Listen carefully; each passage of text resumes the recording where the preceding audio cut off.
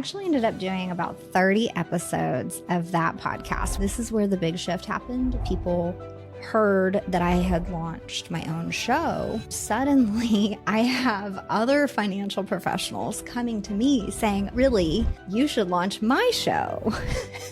Which was not part of the plan, right? That was also why I stopped at the 30 episodes. Imagine you've successfully built a business from the ground up, reaching a massive peak, only to watch your revenue start to shrink year after year. Our guest today found herself in that exact position, paralyzed by a plateau that most entrepreneurs face when their original growth strategies simply stop working. She was an expert at her craft, but realized she was hiding behind busy work and relying on a single source of referrals that had completely dried up. Instead of giving up and returning to a corporate 9-to-5, she made a series of bold strategic moves that transformed her pricing and her outreach, allowing her to turn cold leads into consistent, high-value clients. Today, we're going to dive deep into the exact shift she made to claw her way back to the growth that she deserved. Welcome to today's episode of Your Business Growth Podcast. I'm your host, Jeremy Shapiro, author of Your Business Growth Playbook, and my guest today is none other than Virginia Elder. Virginia, welcome to the show. Thank you for having me, Jeremy. So I love going back to the beginning, so these origin stories, and you started in a difficult spot. Like you had a background in corporate accounting, a pile of personal debt, and you launched a business. Tell us how you got off the ground and found yourself in business for the first time. So as I was driving back and forth to work every day, I did have a long commute. And you mentioned the personal finance hole that we found ourselves in.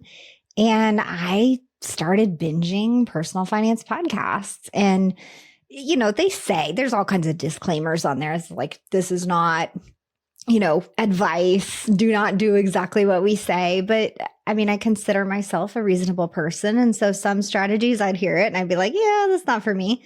But others seem doable. And so I started plugging away. And soon enough, actually 3.5 years in, we went from 80 grand in debt to debt free. And yay. And along that journey, I also started investing because, of course, I'm hearing all of this good advice and I'm thinking like, we can't just wait until we're debt free to then invest. Like I've got to figure out a way to invest a few dollars here and there, and build up as we go. And so complete transformation thanks to personal finance podcasts. And at that point, I'm just a financial professional as far as work goes in institutional finance, some people would say. Or, basically we were doing sales tax audits. That was my specialty here in Texas. And personal finances are totally different. So as I, kind of cleared this hurdle and originally felt so alone in the space, I thought, no offense, but everybody I'd been listening to were a bunch of dudes, white-haired, white dudes. And I was really thinking about how it would be so nice if there was a woman in the space, a mom, maybe similarly aged kids, maybe a similar family structure, things like that. And that was the podcast that I initially launched. A few things that I want to call out. One, as a podcast host for any of our listeners who have a podcast, it is wonderful to hear about podcasts making a difference in someone's life and getting a result. That's, I think, a goal for so many of us. So I love that. But you touched on something interesting there that I think is really good for our listeners. And that is understanding your market, right? Knowing who they are and how you identify with them versus creating products or content or whatnot for the void. So for our listeners, make sure you know who your market is and how you differentiate. So I want to ask you a little bit more about that. Like when you got started, you shared with us why the financial podcasting space was valuable for you, but talk to us more about that gap, right? Clearly all these dudes were out there competing against each other for a listener share. How did you find your place within that busy marketplace of other podcasts people can listen to? Yeah, absolutely. So I actually ended up doing about 30 episodes of that podcast, which in the podcast space, that's a very short life. Being someone's first show, someone's first foray into content creation, I mean, that was a huge deal to me. I, of course, was on Facebook and like the different mom groups and things like that, because that was my life. That was me. That was my experience. And that was who I was trying to reach. The other thing I did that was really, truly the most powerful, and we'll get to that in a second, but like, attending conferences and finding spaces where I thought, sure, there could be a client here in this space, but really just trying to immerse myself in a space of other content creators at that time, right? Like, I'm new to the podcast space. Let me go learn some more. And so I started going to a financial conference that's literally for content creators. So everyone there is like a blogger, a YouTuber, a podcaster. I mean, I just was ecstatic to be surrounded by these folks. And this is where the big shift happened was, at that conference, people heard that I had launched my own show. And suddenly I have other financial professionals coming to me saying, oh, really? You should launch my show, which was not part of the plan, right? So that was something that changed. And that was also why I stopped at the 30 episodes on that particular podcast. So how did they know you launched your podcast, and like, how did they seek you out and find you? What was the connection there?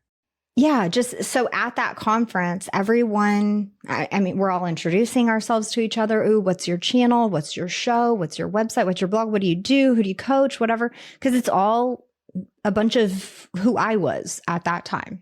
Money coaches, financial advisors, planners, real estate folks, like anybody in the financial space that had a channel or a podcast and who was trying to reach people. So we're all sharing insights and secrets, and this is where like my most active followers are on this platform, and here's what I do, and here's how many posts I do a week. And this is back in 2019, so the landscape was a little bit different, but that's what it was. We're all sharing tips. And when the conversation comes up, like, what do you do? Whatever. And I say, well, I launched a podcast, and, I've been working with this many ladies, and I'm looking for this type of client, and here's where I've been finding the most success in these Facebook groups. And, we're just sharing things like that. And everybody's like, hold the phone. You launched your own podcast. Tell us about that. And so very quickly I was like, oh, this is a thing people are interested in. It's interesting. I hear two really important things there. One is that you figured out a niche and you went after that, right? Well, many people I think like to go wide and just serve anyone who's going to be a customer if they can fog a mirror and they have a credit card, right? You dialed into exactly who it was you were serving, and that in turn served you really well. The second thing I think is interesting is that when you take action and do things, people want to know how you did that. So when you write a book, everyone asks you, how did you write a book? Can you help me do that? You launch a podcast, people say, how'd you do that? Can you help me do it? However you're seeing success or doing something, people seek you out and want to know how to do that. And my takeaway there is like, go do things and like, write in public, as it were, and be visible in the work you're doing, because that often attracts, folks who are interested. So, okay. So Virginia, you saw some great success by niching in and starting to attract these, this change profile of your ideal client. Right. And you saw growth, which we love, but that doesn't always go on forever. What were some of those early warning signs you saw that maybe the business was plateauing or starting to shrink a little bit? Mm-hmm. So yes, at that point, I realized, okay, these are my people. These are the people that I want to help. Just going through some pricing structures and experiencing the first few podcast production clients at that time, for a short period, I found myself almost like running two businesses, which was really challenging, financial coaching over here and trying to keep that podcast alive, and then launching some other people's podcast, which is also a financial show. So I couldn't do that. And that's where I stopped that first version of my podcast and stopped coaching clients there, completely shifted to the podcast production piece. And again, we mentioned this is like pre 2020. during the pandemic, we actually saw an influx of people who wanted to launch online things, whether it be a course, a program, a platform, coaching, podcast, whatever. Everybody wanted to be online because we were all stuck at home. So that was great. Some of the clues I'm going to say were around like 2022. Of course, you always have this client drop off, and you're always looking at, okay, my typical client that joins, we produce their show for about 8 months. Let's just say it's like a podcast launch. For various reasons, it's not necessarily burnout or that the podcast wasn't doing well, but various reasons people drop off, whether they switch to a different provider or whether they're coming in from a different provider. But at that point, a lot of our work was actually in the copywriting space, supporting one particular client where she was actually attracting folks in to launch their websites, to launch their podcasts, to really help them get their real estate investing business going. And so as most of our work was with her, I started to think, I love her, but this is risky. And at the same time, I'm seeing less people joining. Meanwhile, I'd been continuing to attend that same financial conference. I had pulled back from the Facebook groups because, again, that was, moms and a lot of like personal finance advice. There are Facebook groups for podcast production, but you get in those groups a lot of DIY folks and a lot of like questions about certain editing platforms. And I knew early on that that wasn't my jam. I'm not going to get into the weeds about sound engineering and a specific platform and what every button does and like the education piece about how to edit a podcast. So I was trying to be really intentional about where I was showing up and who I was attracting. And it was still very much those financial professionals. But at that point, another factor that was going on is that the whole video podcast thing was storming the scene. And so you saw this shift of people going, oh, well, I want to really focus on YouTube. And if you had an opportunity to talk with them further, what you would discover they were trying to do was a video podcast. But at first, if they just heard podcast production, they were like, oh, I don't need you.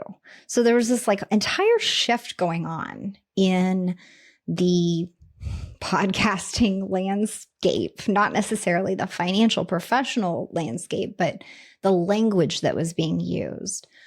So I really had to adjust things. Are you enjoying this episode? Make sure you hit that subscribe button right now. That'll help you get more episodes automatically as soon as they come out. So hit that subscribe button right now. And if you have a minute, leave a quick rating and review. That helps support the show. I think it's interesting when you are working with folks at a different phase in their business or program, product launch, etc. You hear early on when someone I call like a wantrepreneur or early stage founder, hasn't sold anything yet, etc. There's a lot of like, how do I questions, right? How do I do this thing? What is the tool I should use? There's not much contribution. It's mostly I need a lot of help. And then you get over the hump to the folks who are doing it, making it happen, actively engaged in whatever this is. That's where there's less questions about how do I, and more of the sharing of here's what I'm working on. And that stuff I find so valuable. Like there's value in both, but like one is like an advisory group and one is more like a peer group. And those are very different things. And mixing those does not always go great. So, all right. Now, during this phase in the business sort of shift and all, not everything was always the highest and best use of time. You shared with me how you were busying yourself with like activities that weren't really built around bringing in new clients. Like, how did you differentiate between like that busy work versus the productivity, and where were you getting caught up as a business owner? So, any new business owner probably experiences this, but at first it's wild. I mean, you are establishing an email subscriber platform. You're trying to create content. You're trying to establish a profile everywhere. You're processing client work. So many activities are required. And this was before I had established a team. And, I kind of recognized that like when I am editing an episode, and not mine at this point, I had not picked my own show back up. So client work, which is important, but if I'm doing everything, I have absolutely no time to talk to people, to like browse LinkedIn and find new clients, to message people, to go to networking events, to do nothing, right? Because I am just executing the work. So that was a big piece of it, was recognizing like, okay, I need a video editor. I need an audio editor. I need an admin. I need these different pieces, and then figuring out how to hire, what to pay, all these things. Some of the most just the busy work that took my attention away was often kind of like in the weeds of creating someone else's show. And while I still very much do that because I'm focused on helping folks create their strategy around their show, and then I'm listening for the words that they're using, like, okay, is this connecting with the listeners? But I was either editing an episode or reviewing what my editors had done, word for word. And that was just really taking away from a lot of activity that I could be doing. So how did you shift out of that busyness mode to higher level productivity? Yeah, hiring team, of course, is a huge deal. We also implemented the EOS strategies. I'm sure you've heard of them. Traction's back there. That's a book I'm going to recommend to folks. You've got it there on my too. Bookshelf too. Yeah. And I love business content. So there's various, things that I've, gathered and taken, but hiring team was a big piece of it. Minimizing meetings, and then, believe it or not, minimizing physical networking. So that kind of sounds counterproductive, I guess. And at least what I found in my area was that a lot of quote unquote networking groups were not established businesses. They were a lot of really small businesses struggling to just sell candles, or, like I don't know how to describe it, but like a very mom and pop feel, not something with systems established. So I actually pulled back from a lot of those groups. It was really hard. I felt like I was abandoning people, but recognizing where my time was being spent, that was super important. It was more efficient for me to spend time on LinkedIn, message people, interact, get on podcasts, things like that. So for the groups you did keep going to, like, how did you pick the right groups? Like, what was your litmus test for figuring out which groups to go to? Okay, so this is something that I have just found. So here we are, however many years later from that moment. There is a group that's called Provisors that I'm in the process of joining. And I cannot believe, y'all, that I didn't know about this group. And the more people I talk to, I mean, you just gave me the thumbs up, right? Like the more people I talk to, the more people knew about it. And I'm like, y'all were keeping secrets. Okay. So, but that was really the thing, is like looking around at a group, any group that you visit, and going, how long have these people been in business? How serious do I think these people are? What is the price tag of every service or widget that these people are selling? And it's not about, the vibe necessarily of the room. That is important. But I kept finding myself, just because I liked another mom in my neighborhood and went to her group, that didn't necessarily mean that she was even surrounding herself with the right people. Right. So really starting to be specific about the room that I was in. And along the way, I've kind of found like halfway groups where like there's a few successful people in there. And then there's a lot of like DIYers and help meers in there. So Provisors is what I'm going to recommend now.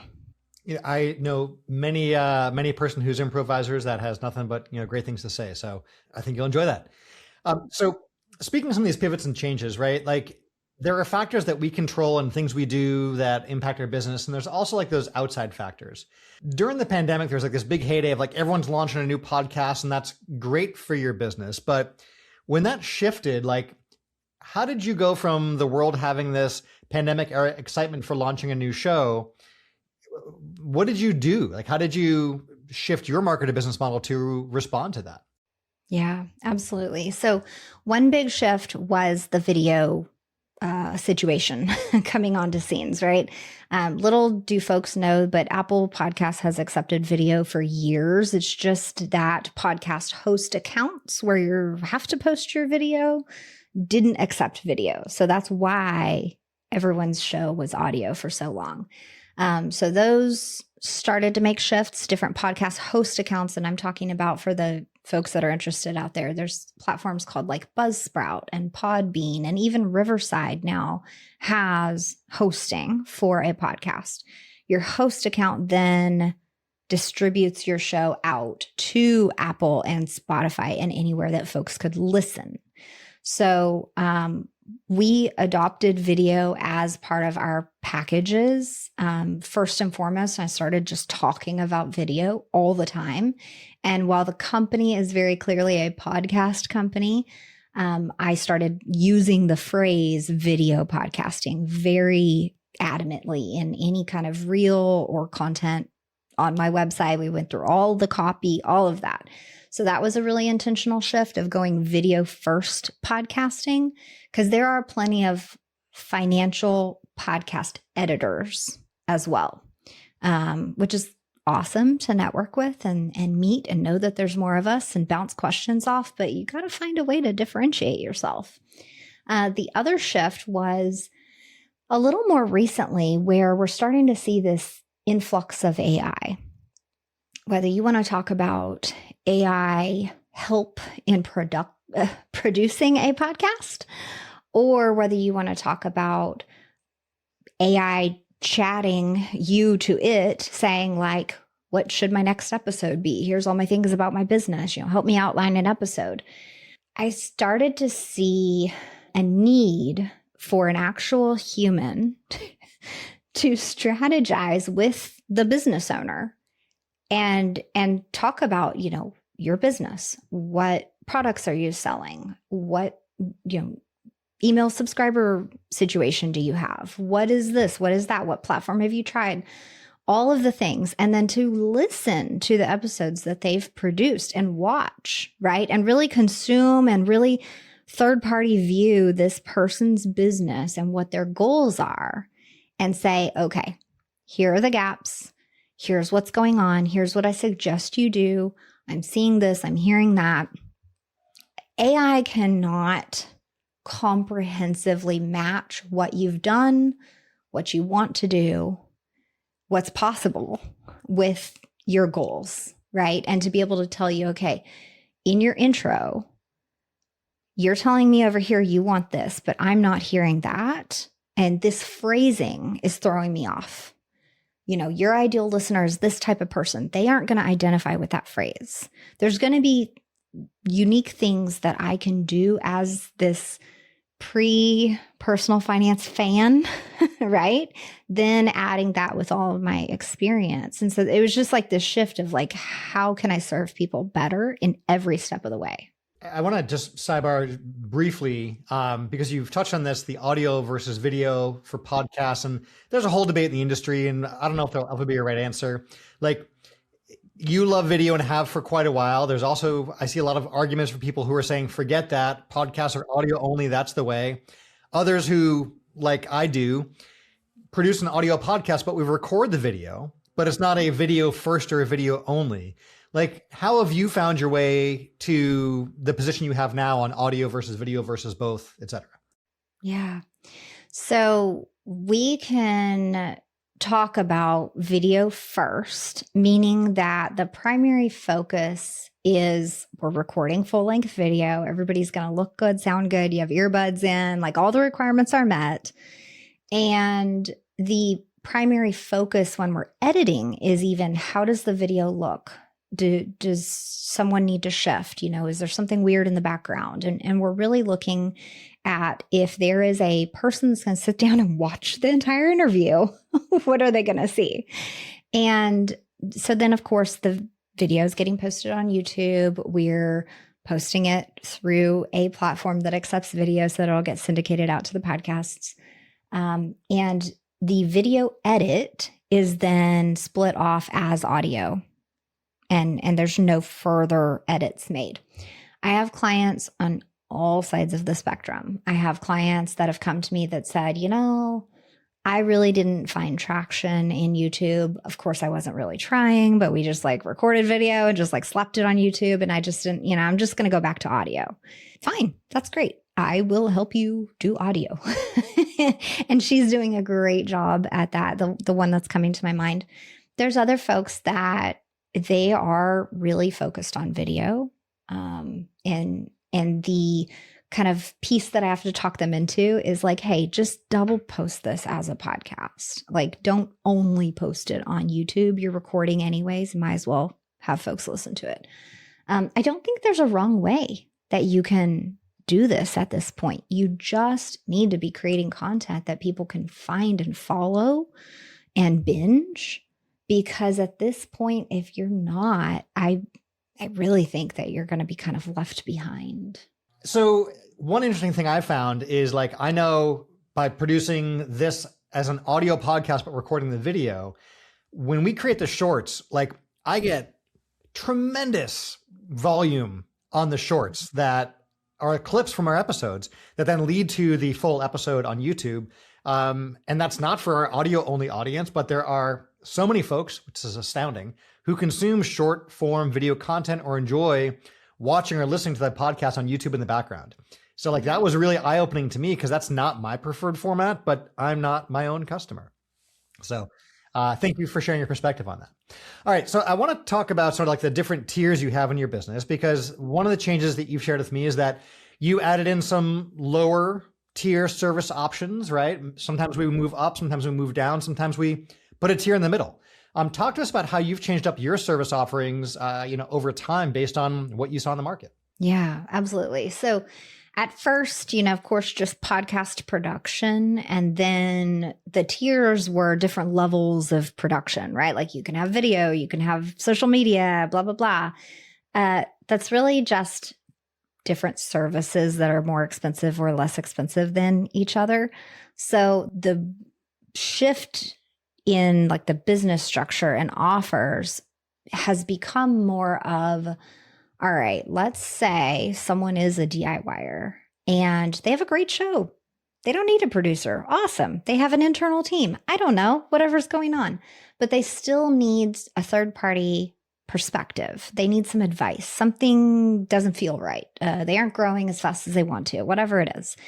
Well, I can step in for a nominal fee, take a look at everything like I was explaining before, and really listen and gather all the details and look at their website and everything and share, okay, here's what I see. Here are some recommendations.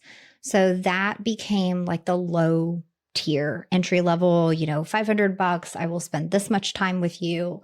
You get a PDF. It's amazing. You can take those recommendations and run with them. And if you're an implementer, trust yourself, go with it, right?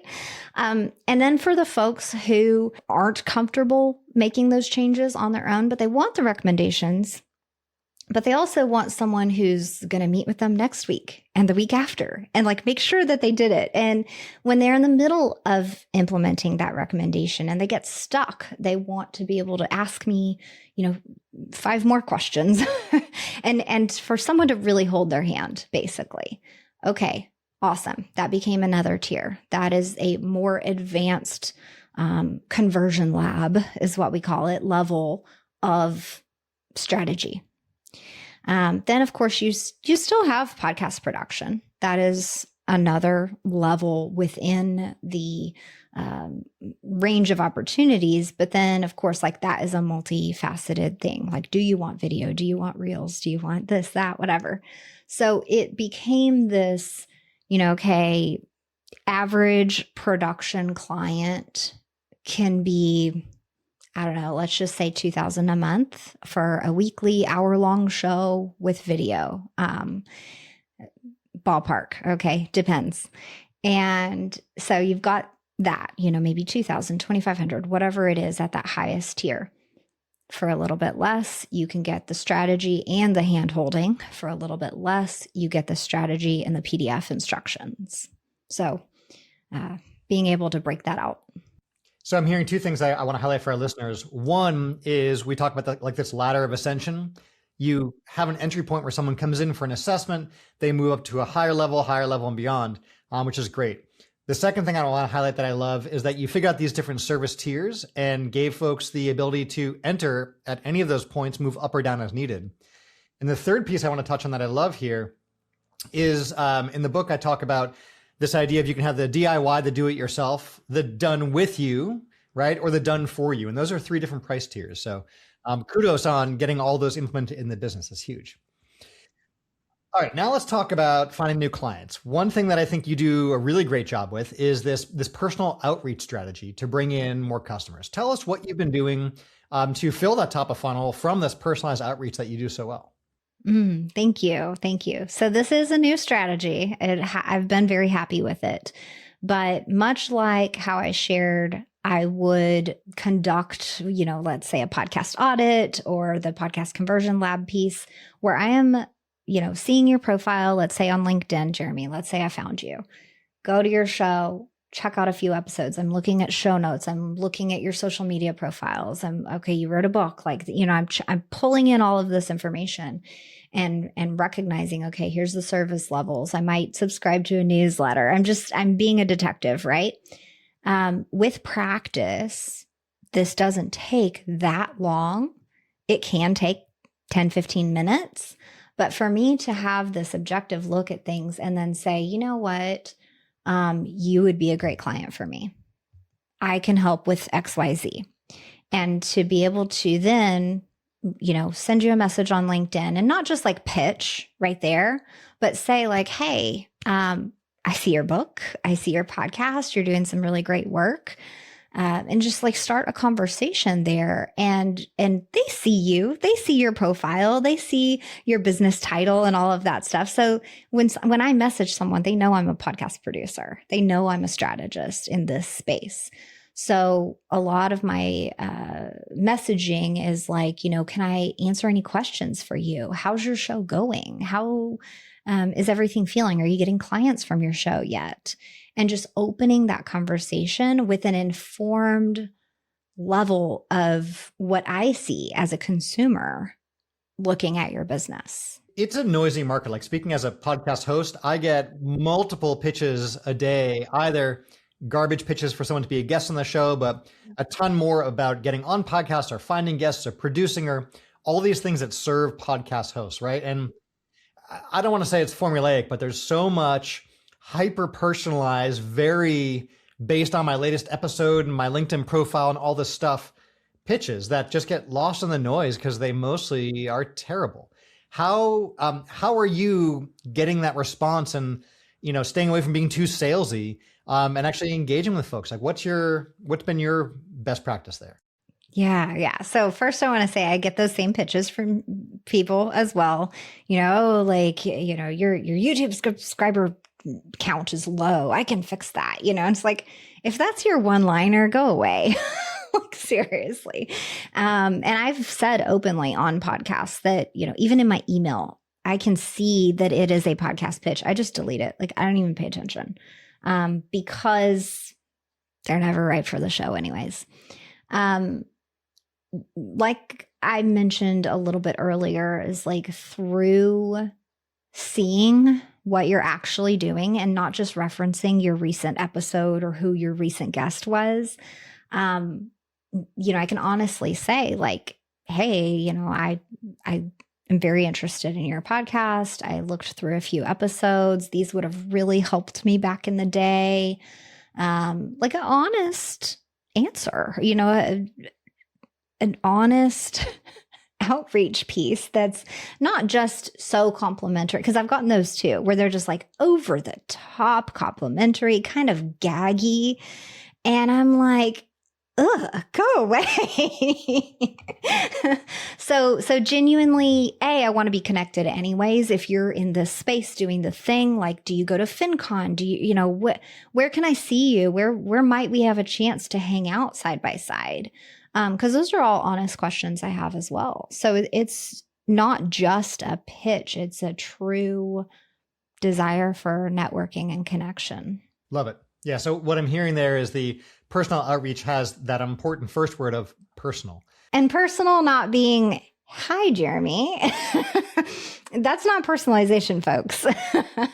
I get like the hyper personalization, which is so personal and also 79 paragraphs long. I'm like, I got it. Okay. Right. So personal. That's my takeaway from what you shared there, Virginia. Okay. Let's talk implementation. You put in this new tiered pricing, tiered services model in place. Like, what kind of impact have you seen that have on your business in terms of closing new clients, maybe who weren't ready for your higher end packages, or attracting more of the right folks? Like, what's been the impact of these new offerings you have? So, as you'd expect, there's totally different people purchasing at different levels now, which was the goal, right? You've got your production clients that maybe were there or were, looking at would have come in anyways, because that was the level that was always available.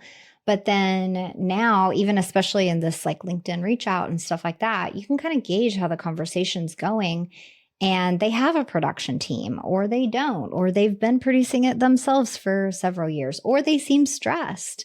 And you can kind of tell how it's going and say, like, hey, I offer this thing. Would this help you if I took an objective look at your business?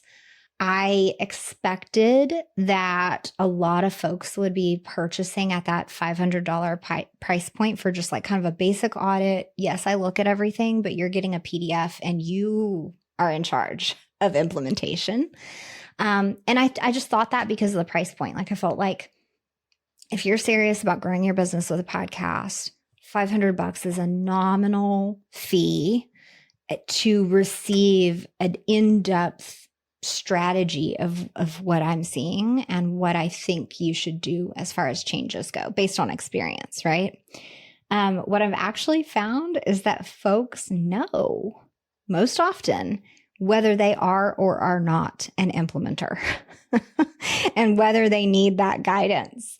And so that actually is the most common tier, which is great because we get 3 calls together that are an hour long. We are deep diving into every platform and every piece of their business and fixing this and fixing that.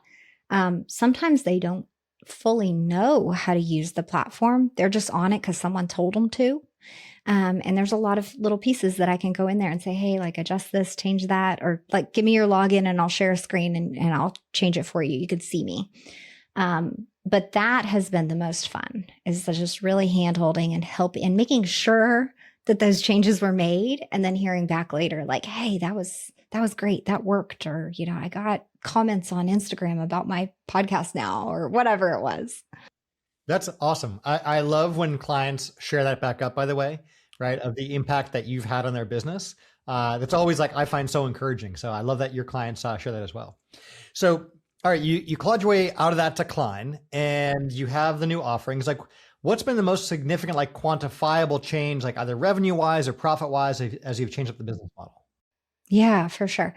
I'm going to say the profit margin is a bit different now because, and there could be a challenge to this in the foreseeable future. Because when I do either an audit or the podcast conversion lab, which is where I'm hand-holding through the changes, that's me. That's my FaceTime. That is me as your strategist. And so that could be a bottleneck, right? I have the team established to produce the shows for the production clients. And of course, I'm in there, I'm overseeing, I'm proofreading, I'm doing things that make sure that what I want to see for our clients is being done.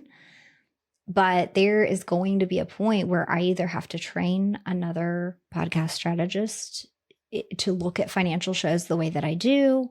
There's going to be something there, but for sure, that's all my time. There's no team involved. There's not a software cost. So the profit on that is all me. So that's been great. Nice. Now, that's some of like the tangible financial benefits. What were some like the unexpected benefits of having this lower cost entry point for existing hosts who just like need that professional audit? So there have been folks that I wanted to work with that I've seen at FinCon for years that have attended a webinar of mine, and I was pleasantly surprised to see their name. It's almost freaky to see someone you know on your webinar list. You're like, oh crap. But it's also very exciting. And I knew, in this case, this one that I'm thinking of, I knew he had a production team. I see his content. I follow him. Like he's got it going on. But he still came to me for that podcast strategy and was able to turn around and give that PDF to his team and have them implement the changes. And there's an amazing case study now on my site thanks to him. So some maybe non-monetary changes there is that we've been really intentional about creating case studies out of those, which I wasn't necessarily. It's hard to do for like a full production client. There could be changes over time, but you're focused on producing their show. You're not necessarily focused on here's what you were doing before, here's your numbers from before, and here's what happened and the results 3 months after these changes were implemented. That's like a very clear transition that you're able to highlight. So that's been really cool. That's fantastic. It is so good to find those other tangible benefits like the proof, right? The testimonial, the case studies and so forth, and be able to leverage that. So really well done on that. So for other business owners, there's often like the inventor archetype, right? The person who's just working in the business, creating the thing, but does not like the idea of getting out from behind that computer and like marketing themselves. Like, what kind of advice do you have for folks who are afraid of getting out from behind that computer and marketing all that they do that could end up growing their business? Okay, so I am very much an introvert. I love to just be home, not talk to people, just do my thing, tinker away. And ChatGPT and I have had several conversations about this. So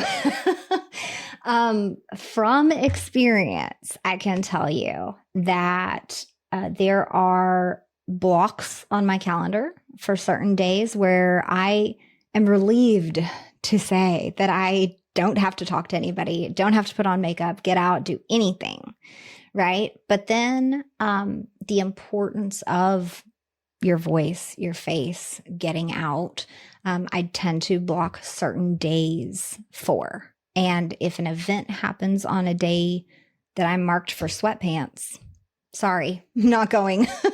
I need that downtime. And it's not just that I didn't want to get dressed or whatever. It's literally my energy is just absolutely drained.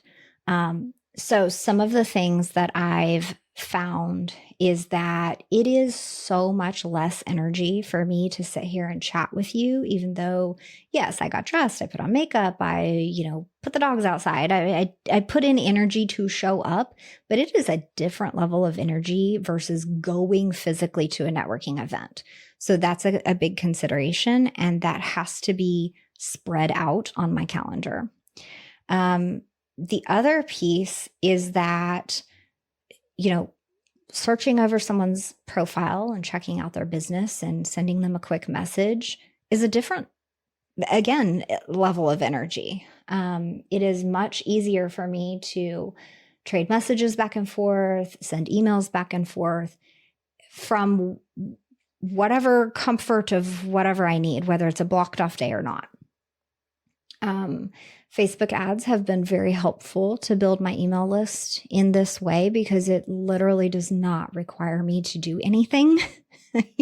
Once you set it, you have them running, you have a decent cost per click or whatever, and you're happy with it. That just runs day and night, and my email list builds by itself. So I've really depended on that within the past 6 months to grow my email list without requiring additional energy. So I've constantly been looking for other ways like that. The other trick I've implemented is webinars. The webinar itself requires your energy, but when all the folks' emails come in as registrants to your webinar, your email list is growing. So there's, you know, I say tricks, but things you can do that don't require your physical outward energy that are still contributing to your business. I think it's really important to identify what pieces you can do that align with your energy that's available. The key thing I'm hearing there is action. It's doing things. It's putting systems in place that generate leads, that build up the email list, and so forth. And that is really what can make that difference in, I don't want to say marketing while you sleep, but you put these things in place that work for you around the clock, whether it's an on day and off. And the second piece there is a strategy I love and I've used forever, is that time blocking. Is the block of a time on the calendar for a certain task, a well-defined outcome. Maybe that's an introvert session of doing something that is totally offline. Maybe it's extrovert, you're out doing something, but it's blocked on the calendar. And that's the thing you're doing then. Otherwise, as a business owner, you can get caught up in the fire of the day. So love that. All right, crystal ball time. Knowing what you know now, what would you have done differently when you first noticed your growth started to stall earlier on? Yeah. Okay. I do think I would have implemented Facebook ads earlier because that was something I was terrified to do. I didn't understand how it worked. And I thought that, if a certain ad took off, then it would just charge me a whole bunch. I didn't really understand that there was like a daily limit on what you could spend. And some of the settings inside there. And that is a great example of just being scared of something and not even checking into how the tool works and just not doing it because you're scared. So that's lived experience, folks. Don't do what I said.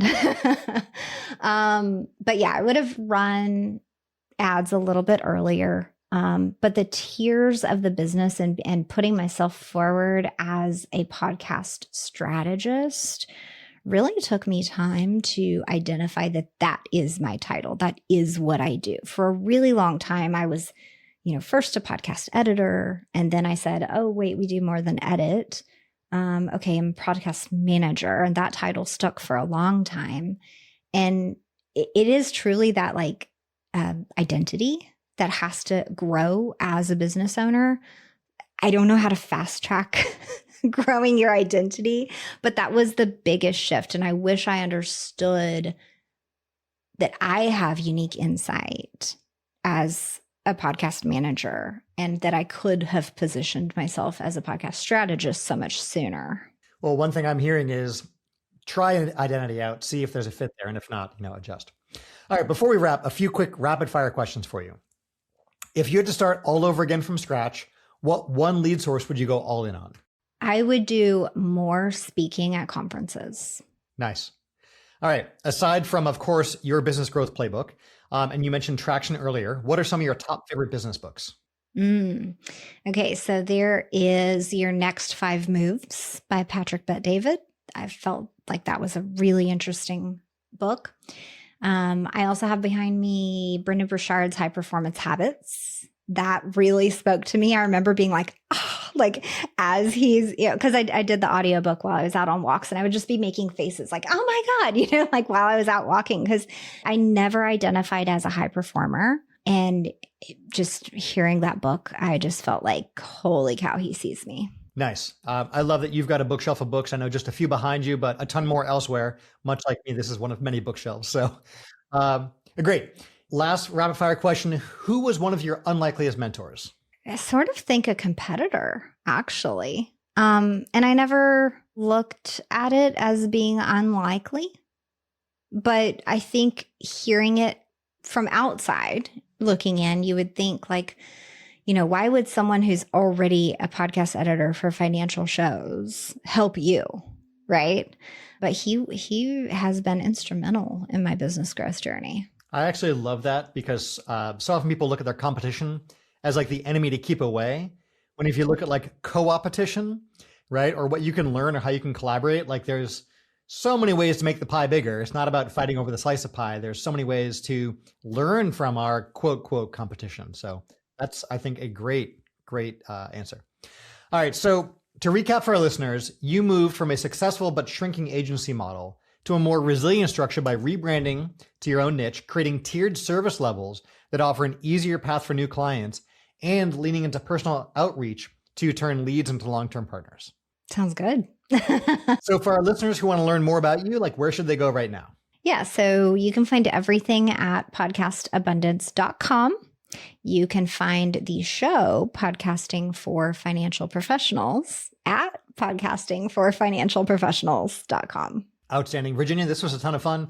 Thank you for sharing with us your journey. I've learned a ton from this. I always enjoy the book recommendations, but the biggest thing that I always enjoy about these kinds of conversations is everyone's had their own journey, right? We may be going in a similar direction, but how you got to where you are and where you're going from here is so unique. And there's so much to learn from that. So for our listeners, on behalf of our listeners and for myself, thank you for joining us and sharing with us your journey. Thank you. Thanks so much for listening. Quick reminder, hit that subscribe button right now so you can get more episodes when they come out automatically. And remember to leave that rating and review right now.